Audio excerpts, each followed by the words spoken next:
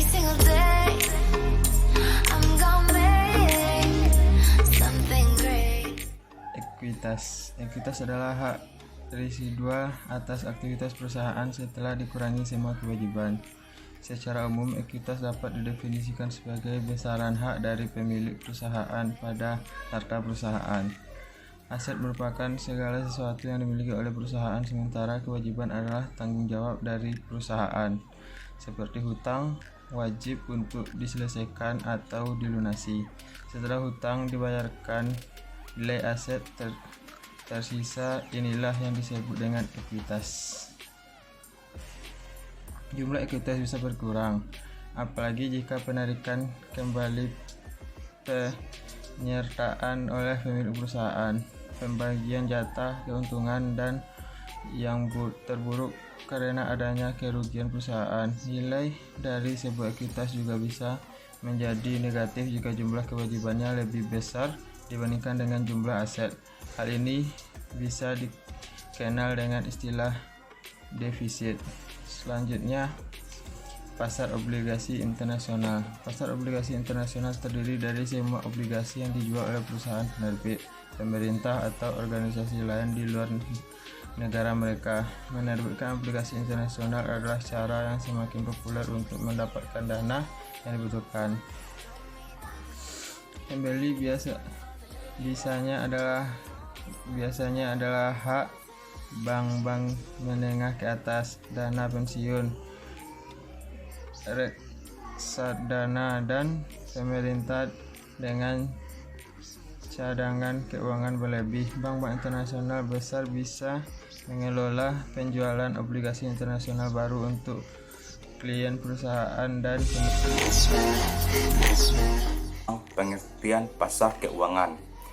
Pasar keuangan adalah merupakan mekanisme pasar yang memungkinkan bagi seorang atau koperasi untuk dengan mudah dapat melakukan transaksi penjualan dan pembelian dalam bentuk sekuritas keuangan seperti saham dan obligasi.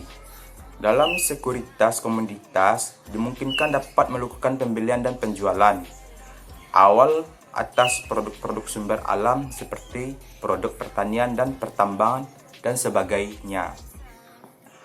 Selanjutnya tentang perbankan internasional. Perbankan internasional ini merupakan sebuah lembaga keuangan internasional yang menyediakan pinjaman kepada negara berkembang untuk program pemberian modal.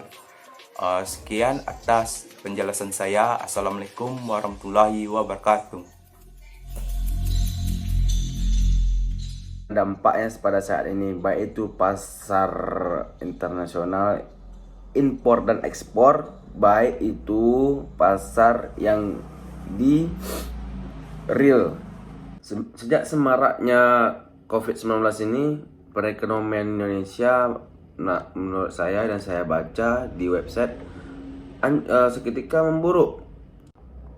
Dan saya akan mengutip dari liputan 6 petang, yang mana indeks harga saham gabungan turun drastis dan rupiah terdepresi akibat sentimen negatif yang muncul di tengah kekhawatiran akan virus corona, kata Peter kepada liputan6petang.com. Bagaimana pasar setelah COVID ini berakhir? Dan kita harus optimis. Kenapa mesti optimis? Karena gini, mindset kita tersebut akan membangkitkan gairah-gairah pemuda seperti seumuran kita untuk bersaing.